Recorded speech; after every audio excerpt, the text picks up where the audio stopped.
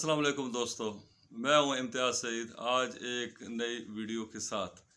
आज मैं बात करना चाहता हूं मोहतरम आसिफ अली जरदारी की एक्टिविटीज़ के बारे में, जो पिछले कई दिनों से जिन्होंने पाकिस्तान के सियासी मैदानों में हलचल मचाई हुई है और जो अब तक एक घराने को इनकी एक्टिविटीज़ सरगर्मियाँ तबाह कर चुकी हैं। चौधरी शुजात और चौधरी परवेज़ इलाही के दरमियान माजी करीब में या इससे पहले जो कुछ भी था, लेकिन ये वो मोहतरम है जिन्होंने भरपूर फ़ायदा उठाया उनके बच्चों के इख्तलाफात का और बिल आखिर उनको एक इंतहाई चौधरी शुजात के हद तक एक बुरे अंजाम तक उनकी इस आखिरत में आखिरी उम्र में जो कुछ उन्होंने अपनी इज़्ज़त कमाई थी और जो पॉपुलैरिटी हासिल की थी, उनका एंड मेरी दानिश में बहुत बुरा हो रहा है। और उन्होंने अपने बेटे का फ्यूचर भी तारीख कर दिया है। बड़ी अच्छी बड़ी बाज़ तरीके से पीटीआई के साथ मिल के उन्होंने अपनी एक नशिस्त जीती थी, लेकिन असम्बली में पहुंचने के बाद उनके तौर अतवार और बिल आखिर नवाज़ शरीफ की झोली में गिरना बहुत ही उनके वोटर्स के लिए और सपोर्टर्स के लिए एक बुरी खबर थी, एक धचका था, शौक था। लेकिन एंड ऑफ द डे जो नुकसान हुआ है वो इसी चौधरी शुजात और उनके बेटे को हुआ है, उनकी पॉलिटिक्स को हुआ है। दूसरी तरफ ये जरदारी साहब की एक्टिविटीज़ और इनकी सरगर्मियों का दायरा, अभी पीछे अभी दुबई में भी जो मुलाकातें और यहाँ पे एक दफ़ा फिर चौधरी शुजात से मिलने की ख्वाहिश और दरमियान में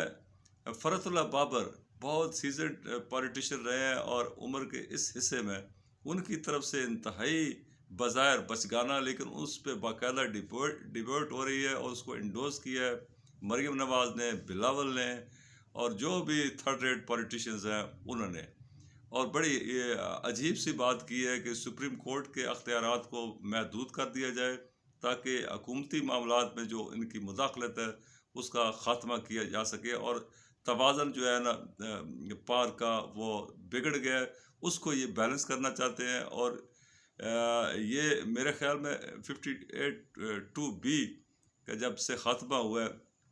और हुकूमत पे वो एक बड़ी एक लटकती हुई तलवार का, अब वो समझते हैं कि ये सुप्रीम कोर्ट की तरफ से जो कुछ हो रहा है ये बिल्कुल हुकूमती मामलात में मुदाखलत है। और उन्होंने पार्लियामेंट का भी जिक्र नहीं किया, लेकिन पार्लियामेंटेरियंस को उन्होंने जगाया ज़रूर है, जगा रहे हैं और ये बता रहे हैं कि आपकी ताकत जो है सलब कर ली है सुप्रीम कोर्ट ने और ये हुकूमत के मामलात में वो नहीं आ सकते। तो ये बड़ी पुरस्रार सा नैरेटिव है, बात है। और इसका तो मैं जो मतलब ले रहा हूँ, मुझ जैसा ये वो जो अनपढ़ जो इस चीज़ का मतलब, वो तो ये हो गया कि अगर हुकूमत कोई भी कर ले, कोई भी आ जाए, तो उसमें इंटरफेरेंस नहीं हो सकती, उसको सुप्रीम कोर्ट में चैलेंज नहीं किया जा सकता उनके अख्तियारात को। तो ये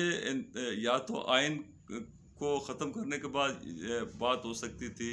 एक नए निज़ाम में ये बात हो सकती थी। और ये जो पार्लियामेंटेरियन जो ये सारी पावर्स लेना चाहते हैं हुकूमत करने की, ये फ़ौज को तो बहुत कोसों दूर रखा हुआ है बज़ाहिर उन्होंने। और सुप्रीम कोर्ट ही होती है जो इनको फ़ौज से भी बचा के जिन्होंने हमेशा रखा है। तो ये फ़ौज को वैसे गैर फ़ाल और इंतहाई मुतनाज़ा बना चुके हैं। और दूसरी तरफ ये सुप्रीम कोर्ट से भी तो इनकी जो एबिलिटी है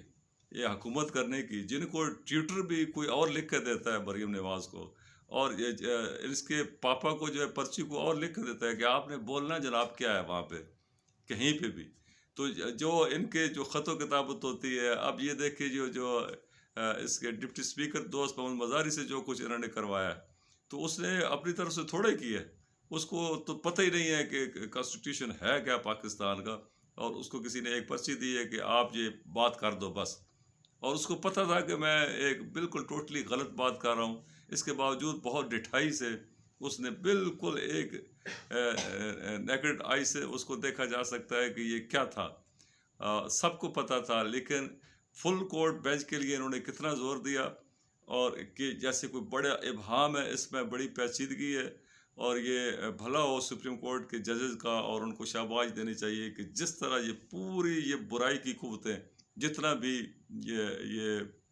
गंद इकट्ठा था, उन्होंने उनको इंतहाई ख़राब करने की कोशिश की है, लेकिन इसके बावजूद उन्होंने हिस्टोरिक डिसीजन दिया है और कुर्सी चौधरी परवेज़ इलाही के जिनका हक बनता था उनको वापस लौटाई है। लेकिन ये जो शोशा है, ये आसिफ अली जरदारी साहब पे कड़ी नज़र रखने की ज़रूरत है। मुझे शक पड़ रहा है कि इनकी सरगर्मियाँ जो हैं, ये कहीं ऐसा ना हो कि आने वाले वक्त में, अल्लाह ना करे कि ऐसा वक्त हो, लेकिन ये वो शख्स हैं जो ये भी हो सकता है कि मेरे अज़ीज़ हम वतनों, कहीं से ये आवाज़ आए तो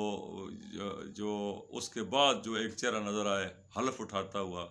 वो आसिफ अली जरदारी का हो। तो मैं बस इन्हीं के इसी ख़दशे के बाद और इसके इजहार के बाद आज की ये बात को यहीं पे ख़त्म करता हूँ। इंशाल्लाह आइंदा मिलेंगे।